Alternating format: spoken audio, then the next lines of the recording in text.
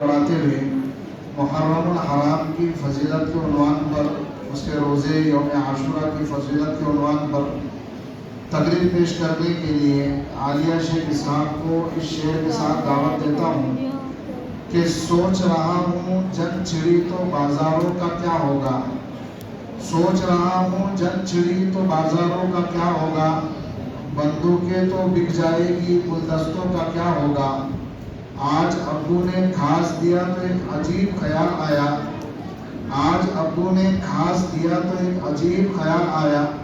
چھت کے ایک دم گر جانے سے دیواروں کا کیا ہوگا۔